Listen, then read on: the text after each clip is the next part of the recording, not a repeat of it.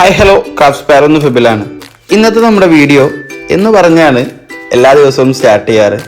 പക്ഷേ നിങ്ങൾക്കറിയാം, നമ്മുടെ 4ാമത്തെ വ്ളോഗ് അല്ലെങ്കിൽ വ്ളോഗ് നമ്പർ 4 വന്നതിന് ശേഷം ഒരു മാസത്തോളം അല്ലെങ്കിൽ 1 മന്ത് ഗ്യാപ്പായി നമ്മുടെ ഈ ഒരു വ്ളോഗിന് വരാൻ വേണ്ടി.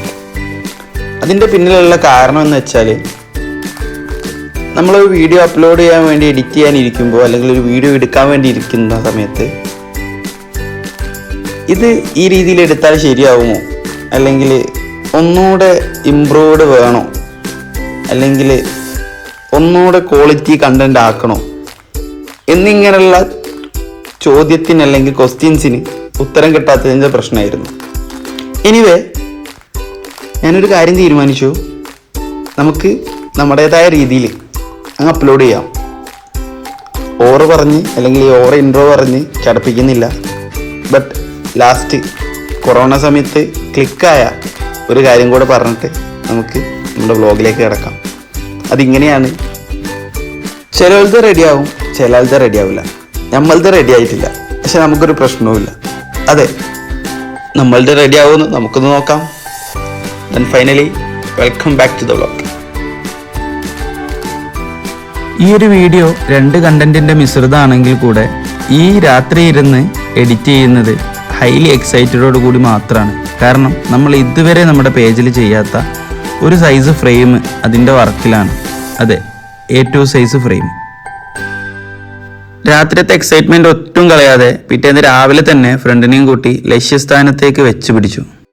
നമ്മൾ ഈ തിരക്കിട്ട് പോകുന്നത് കൊടുവള്ളി കുന്നമംഗലം വഴി SM സ്ട്രീറ്റിലേക്കും അതുപോലെ KLFിലേക്കുമാണ്, അഥവാ മുട്ടായി തെരുവിലേക്കും കേരള ലിറ്ററേച്ചർ ഫെസ്റ്റിവലിലേക്കും.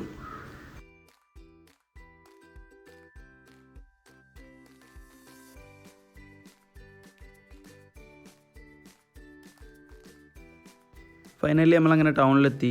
ഏതാണ്ട് KSRTC ഡിപ്പോൻ്റെ അടുത്തെത്തി.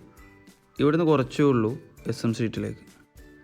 നമ്മൾ പോയത് സൺഡേ ആയതുകൊണ്ട് തന്നെ രാവിലെ തന്നെ ആൾക്കാർ ഫുള്ളായിരുന്നു കേട്ടോ SMൽ. ഫ്രെയിം കിട്ടാൻ വൈകുന്നേരം ആവുമെന്ന് പറഞ്ഞതോടുകൂടി നമ്മളൊരു ഷേക്ക് അടിച്ച് KLFിലേക്ക് വിട്ടു കേട്ടോ. നിങ്ങൾ വിചാരിക്കുന്നത് പോലെയല്ല, നിങ്ങളുടെ ആരോഗ്യമന്ത്രിക്ക് വലിയ റീഡർഷിപ്പാണ്. ഇനി എത്ര തന്നെ വാർത്ത അവിടേക്ക് വന്നു, ഇൻട്രോവേർട്ട് ആയിട്ടുള്ള ആൾക്കാർ മുന്നോട്ടേക്ക് വരുന്നു എന്നുള്ളതാണ്.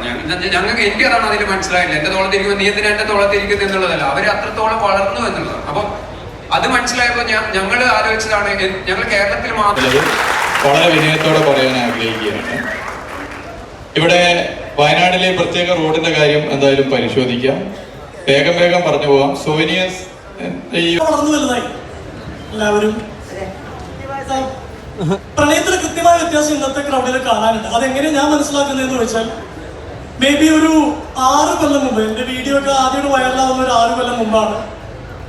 അന്നൊക്കെ നമ്മളോട് ഇങ്ങനെ ഒരു വീഡിയോ അയച്ചു തരുമോ, അല്ലെങ്കിൽ ആശംസ വീഡിയോ അയക്കുകയോ, അല്ലെങ്കിൽ ഇതെൻ്റെ ഫ്രണ്ടാണ് എന്ന് പറഞ്ഞൊക്കെ പരിചയപ്പെടുത്തുക. ഇന്നത്തെ ചെറുപ്പക്കാർ എന്നെ പരിചയപ്പെടുക, ചേട്ടൻ എൻ്റെ ഗേൾ ഫ്രണ്ടാണെന്നാ പറയാം. തിരിച്ച് ഫവാസ് ഖാൻ്റെ അടുത്ത് എത്തിയപ്പോഴേക്കും നമ്മുടെ ഫ്രെയിമിൻ്റെ 99% വർക്കും കഴിഞ്ഞു. ലാസ്റ്റ് ക്ലിപ്പിംഗ് പ്രോസസ്സും മാത്രമേ ഉണ്ടായിരുന്നുള്ളൂ കേട്ടോ. ഫ്രെയിം കളക്ട് ചെയ്ത ഉടനെ തന്നെ തിരിച്ചു വീട്ടിലേക്ക് പോന്നു. അൺഫോർച്ചുനേറ്റ്ലി നമുക്ക് മറ്റു മേക്കിംഗ് പ്രോസസ്സ് ഒന്നും വീഡിയോ എടുക്കാൻ പറ്റിയിട്ടില്ല. അൽഹംദുലില്ലാ ആൻഡ് മാഷാ അല്ലാഹ്, ഇത്തരത്തിലൊരു ബ്യൂട്ടിഫുൾ ആയിട്ടുള്ള ഔട്ട്പുട്ടായിരുന്നു നമുക്ക് ഫൈനൽ പ്രോഡക്റ്റ് ആയിട്ട് കിട്ടിയിരുന്നത് കേട്ടോ.